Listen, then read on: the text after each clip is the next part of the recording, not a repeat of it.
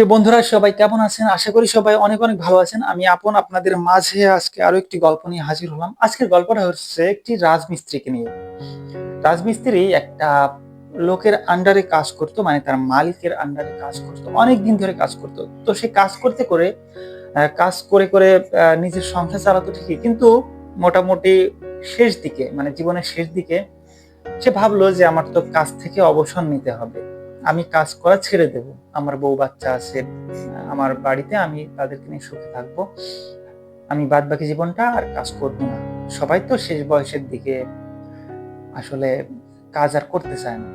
তো সে তার মালিককে জানালো যে আমি কাজ থেকে অব্যাহতি নিতে চাই, অবসর নিতে চাই, আমি আর কাজ করব না, আমি যে রাজমিস্ত্রির কাজ করি, বাড়ি বানানোর কাজ করি, এগুলো আর করব না। তো তার মালিক তাকে অনুরোধ করলো, ঠিক আছে, তুমি তো অনেকদিন আমার এখানে কাজ করলে, তো আর একটা বাড়ি তুমি আমাকে বানিয়ে দাও, এটা আমি তোমাকে অনুরোধ করছি, খুব সুন্দর করে আর একটা বাড়ি বানিয়ে দাও, এটাই তোমার শেষ কাজ, এরপরে আর তোমাকে কোনো বাড়ি বানাতে হবে না। তো সেই মিস্ত্রি বাড়ি বানানো শুরু করলো, যেহেতু মালিকের অনুরোধ। তো বাড়ি বানানো শুরু করার পরে সে বাড়ি বানাচ্ছে, কিন্তু তার মন পড়ে রয়েছে বাড়িতে, তার স্ত্রীর প্রতি, তার সন্তানদের প্রতি তার মন পড়ে রয়েছে। সে ওই দিকে মনোযোগ দিকে বাড়িটা ঠিকঠাক ভাবে বানাতে পারছে না। অর্থাৎ আগে যে বাড়িগুলো বানিয়েছে, সে তো একজন নাম করা মিস্ত্রি, কিন্তু ওই বাড়িটা বানাতে গিয়ে সে একটু খারাপ করে ফেলেছে, মানে অতটা সুন্দর হয়নি, কারণ সে অন্য মনস্ক হয়ে আছে। আমরা যে কোনো কাজ তো অন্য মনস্ক হয়ে থাকলে একটু খারাপ হওয়াটাই স্বাভাবিক।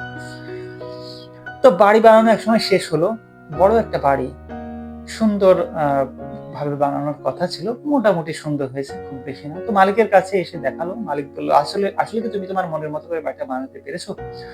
বললো, না মালিক, আমি আসলে পারিনি, আমি আমার সন্তানদের কথা ভাবছিলাম, আমার স্ত্রীর কথা ভাবছিলাম, আমি সঠিকভাবে বানাতে পারিনি, এবং আমি নিজেই স্বীকার করছি যে সর্বোচ্চ সুন্দর করে আমি বানাতে পারিনি।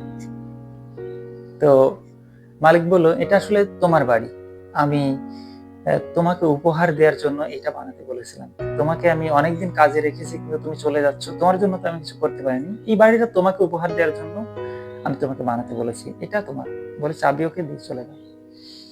তো ওই লোকটা তখন একটু আফসোস করলো যে হায়, এটা আমি কি করলাম, আমি যদি মনে করতাম যে এটা আমার জন্য করছি, তাহলে তো খুবই সুন্দর করতাম, কিন্তু এটা তো আমি ভাবিনি, এবং আমি অন্য মানুষকে ছিলাম, তাহলে আমার নিজের জন্যই আসলে আমি ভালোটা দিতে পারলাম না, ভালোটা করতে পারলাম না। তো এই গল্পের মূল কথাটা হচ্ছে, আমরা অনেক কাজই অন্যের কাজ ভেবে কিন্তু আমরা সঠিকভাবে করি না।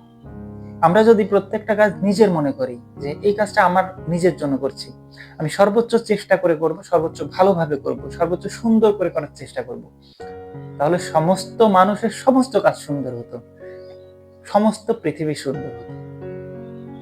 সবাই সুস্থ থাকবেন, ভালো থাকবেন। অন্য কোনো দিন অন্য কোনো গল্প নিয়ে আপনাদের মাঝে আমি আপন আবার হাজির হব। ততক্ষণ সবার শুভকামনা জানিয়ে আমি বিদায় নিচ্ছি। আল্লাহ হাফেজ।